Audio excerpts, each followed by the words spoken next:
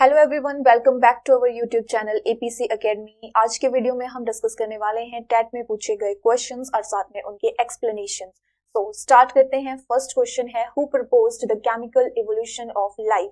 Chemical evolution of life जो theory है ये किसने दी है? हमारे ऑप्शंस हैं Darwin, Lamarck, Oparin and Haldane and last option is Haeckel. तो राइट आंसर है ऑपेरन एंड हेल्डेन ने जो है केमिकल इवोल्यूशन ऑफ लाइफ ये थियरी प्रपोज की थी, जिसके अकॉर्डिंग जो है प्रिमिटिव अर्थ में और जो अर्ली अर्थ है उसमें उस एनवायरमेंट में कुछ केमिकल चेंजेस हुए हैं और उन्हीं केमिकल चेंजेस से जो है वो मैक्रोमोलिक्यूल्स की फॉर्मेशन हुई, लाइक न्यूक्लियाइक एसिड बना, डीएनए आरएनए की फॉर्मेशन हुई एंड फर्दर जो है वो लाइफ की फर्स्ट फॉर्म ओरिजिनेट हुई।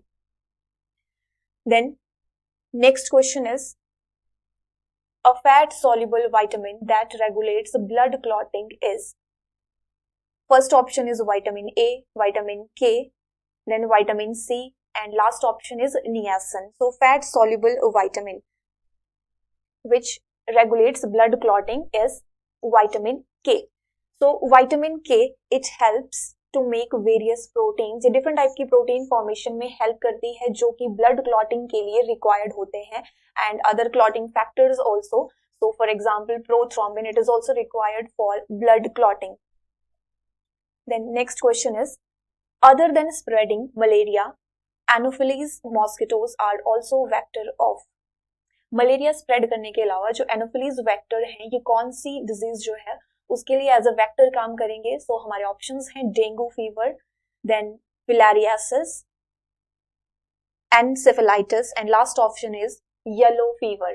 सो राइट आंसर यहाँ पे होगा filariasis. Filariasis it is also known as elephantiasis. को एलिफेंटियासिस भी बोलते हैं क्योंकि इसमें जो अफेक्टेड पर्सन है उसकी लिम्स, मेनली हाइंड लिम्स जो है वो एलिफेंट की लेग्स की तरह जो है वो स्वेल हो जाते हैं and its causative agent is filarial worm और विचेरिया बैनक्रॉफ्टी। ये मेन जो है वो कॉजेटिव एजेंट है। Then next question is, cell theory is not applicable for. हमारे ऑप्शंस हैं bacteria, fungi, algae and last option is virus. तो cell theory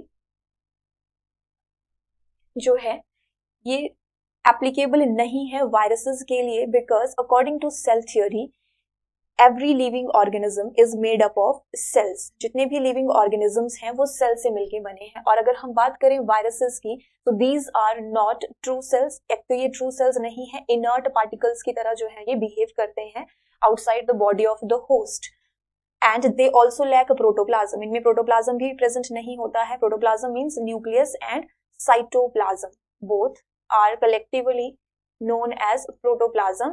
So therefore cell theory it is not applicable for viruses. Next question is, the embryo at 16 celled stage known as। हमारे options हैं morula, gastrula, blastula and blastomeres. So 16 celled stage पे embryo it is called morula. और जो morula है इसमें embryo जो है एक पूरी कंप्लीट सॉलिड बॉल की फॉर्म में जो है वो कवर्ड होगा। इसमें स्पेस जो है वो बहुत कम स्पेस होता है, सेल्स टाइटली पैक्ड होते हैं तो solid form and cells are called blastomeres. और ये ब्लास्टोमियर्स की फॉर्मेशन होती है बाय क्लीवेज। डिफरेंट डिविजन्स इसमें होती हैं और डिविजन्स रहेंगी माइटोटिक डिविजन। यहाँ पे माइटोटिक डिविजन्स होंगी and after the formation of morula it changes into blastula, which is a hollow ball because it contains a cavity inside it. Blastocell cavities में present होती है। Then gastrula formation होगी and process is called gastrulation, जिसमें 3 germ layers की formation होगी। Ectoderm, endoderm, mesoderm. Mesoderm is the middle layer, endo is innermost and ecto is outermost layer. Then next question is, transverse binary fission occurs in। First option is Euglena, amoeba, hydra and paramecium.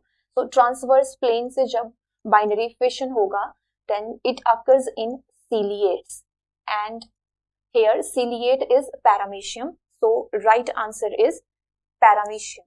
So transverse binary fission it occurs in ciliates and paramecium में transverse binary fission होगा, whereas in case of Euglena there is longitudinal binary fission and in amoeba simple binary fission. और जब भी fission होगा उसके बाद दो halves में बॉडी डिवाइड हो जाएगी और हर एक हाफ जो है वो as a independent individual behave करेगा. So this is a method of asexual reproduction. Next question is Which one of the following is an example of ex situ conservation? इनमें से कौन सा ex situ conservation का example है? ex situ मतलब कि of site conservation.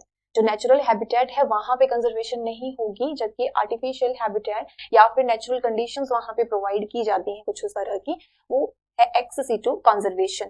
तो first option है national park, second is wildlife sanctuary, third seed bank and then sacred groves. तो नेशनल पार्क्स यहाँ पे नेचुरल हैबिटेट में जो है वो प्रिजर्व किया जाता है, कंजर्वेशन होती है. एंड वाइल्ड लाइफ सेंचुरी यहाँ पे भी नेचुरल हैबिटेट ही होगा. सैकर्ड ग्रूव्स, तो सैकर्ड ग्रूव्स भी जो हैं these are patches of forest और we can say any natural lake present in a particular forest, वो जो है वो आपके सैकर्ड ग्रूव्स होंगे. सो ये भी नेचुरल में ही जाएगा. तो एक्स सीटू कंजर्वेशन, यहाँ पे राइट आंसर हो जाएगा seed banks.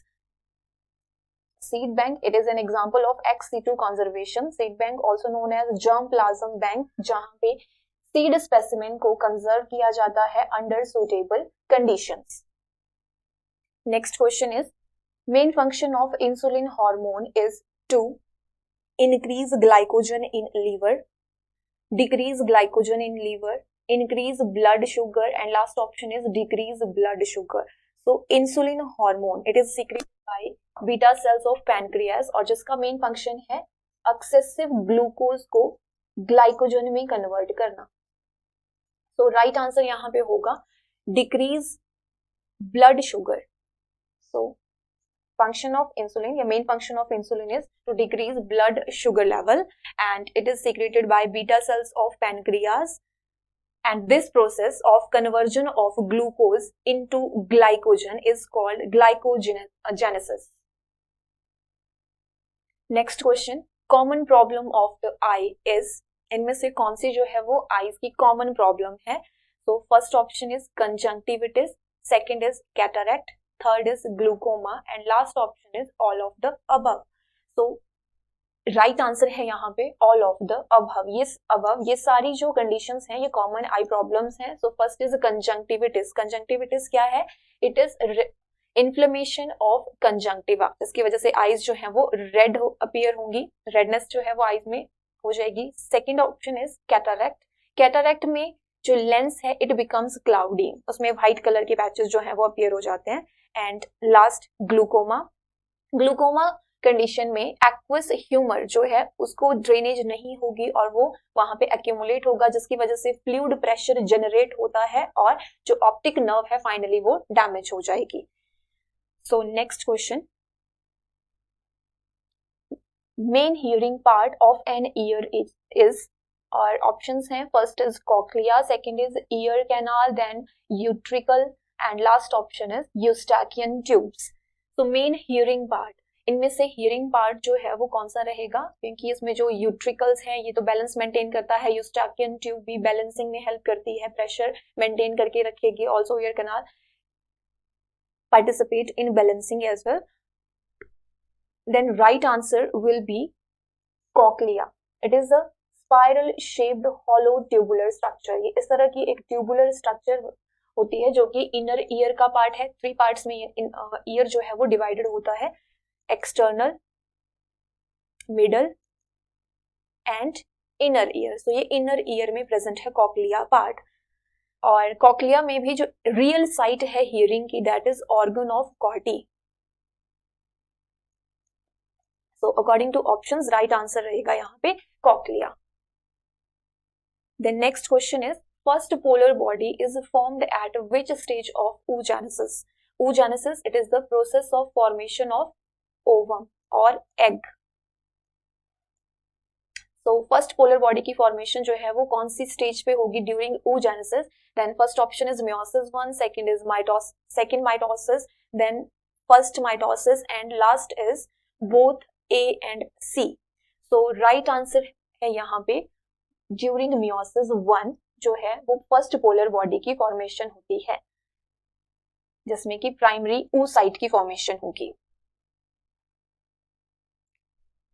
Then next question is reduction in vascular tissue, mechanical tissue and cuticle is characteristic of reduced vascular tissue होंगे, मैकेनिकल टिश्यूज होंगे और साथ में रिड्यूस्ड क्यूटिकल. ये जो है वो कैरेक्टरिस्टिक फीचर है कौन से टाइप्स के प्लांट की? ऑप्शंस हैं xerophytes, mesophytes, epiphytes and hydrophytes. तो राइट आंसर है यहाँ पे hydrophytes. Hydrophytes these are aquatic plants. And epiphytes, these the plants which grow on other plants. And xerophytes जो कि एडवर्स कंडीशंस में ग्रो करते हैं, जैसे डेजर्ट हो गया. एंड मेसोफाइट्स जो है ये मॉडरेट कंडीशंस में ग्रो करेंगे. The next question is cyanobacteria are classified under option A algae, then plantae, monera and protista. Cyanobacteria, it is also known as blue green algae, but it is a bacteria. So all bacterias are prokaryotes and जो prokaryotes का group है that is monera. So right answer is monera. Cyanobacteria, it is a group of gram-negative bacteria. These are photosynthetic bacteria and prokaryotic in nature. Prokaryotic means they lack nuclear membrane और true nucleus इनमें absent होता है. Also they do not possess cell organelles. Membrane bound cell organelles इनमें absent होंगे. And distinct nucleus also absent. The next question is lifespan of human RBC is about days.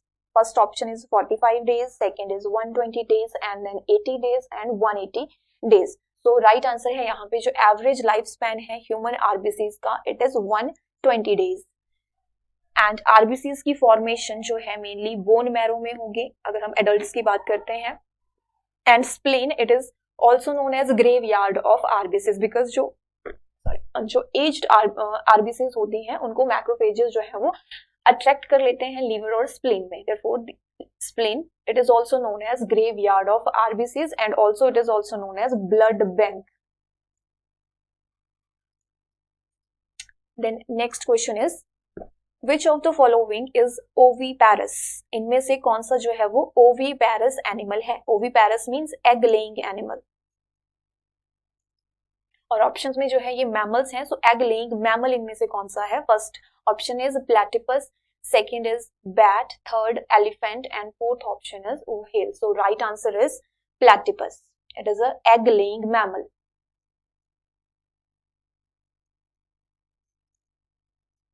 duck-billed platypus.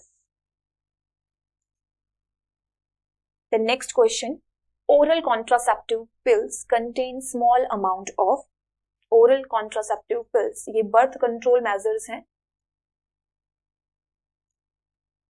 They contain, first option is estrogen and progesterone hormone इनमें present होता है. Second is Norplant and third option is oxytocin hormone and last is all of the above. So right answer है यहाँ पे estrogen and progesterone is present in oral contraceptive pills. तो ये थे हमारे आज के क्वेश्चंस. आई होप आपको वीडियो पसंद आई होगी. If you found this video helpful, please like, share and subscribe our YouTube channel. Thank you.